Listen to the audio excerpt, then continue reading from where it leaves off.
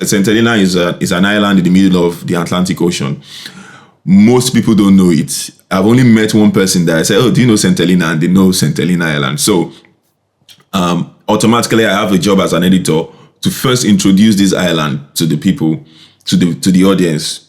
From the beginning of the documentary, introduce the island, introduce the history of the island, how it came to be. Yeah, St. Helena Island came to be through slave trade. Introduce that story. Introduce the set of people that first stayed there. One of the things you notice about the island is that it was like a slave island and a place where they like dumped slaves that were rescued. So different kind of slaves, were put on that island. Slaves from maybe from Nigeria, from Malaysia, from Madagascar, from different places. So automatically, over time, these people will marry each other. And we are talking about the 16th century here. Now, this is 2020. You definitely have a child there who has about 16 DNAs.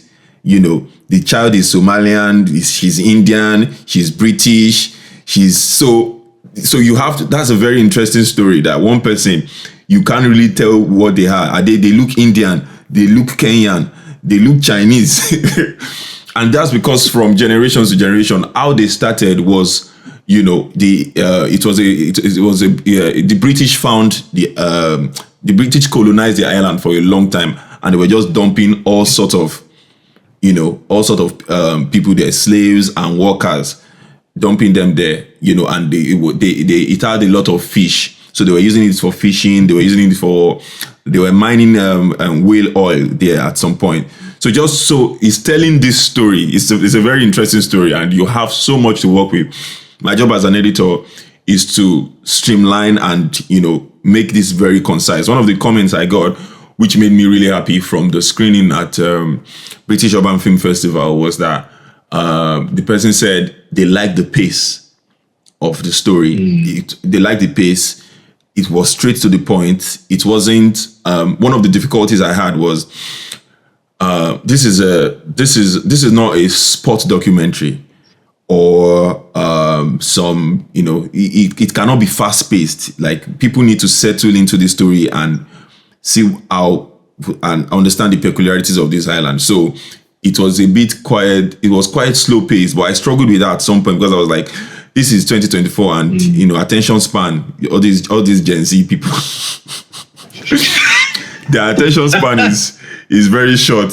So I hope they will not turn it off. So it was my job as an editor realizing that, okay, attention span is short, but you have to keep feeding them with curiosity, like interesting stuff. So even if the pace is not fast, it's not a TikTok video, you need to keep feeding them with information that keeps them looking up. Oh, okay, what is the next thing? What is the next thing? So so we started with 55 minutes first cut. And by the time we had the 8th draft, it became a 22 minutes documentary, because we just realized that, let us face a particular story and tell it well, instead of going all over the place. And somebody is like, okay, so what is this documentary really about? So it's about being the first audience. That's what I call an editor sometimes. You are like the first audience of a film. The director has directed it, everybody has done what they want to do, but you are the first person perceiving it as the audience. I'm watching it, I'm going through the footage like a potential audience, like somebody. So I ask myself, if I'm an audience and I'm watching this documentary, do I care about these parts of the documentary? If I don't care about it, I take it out.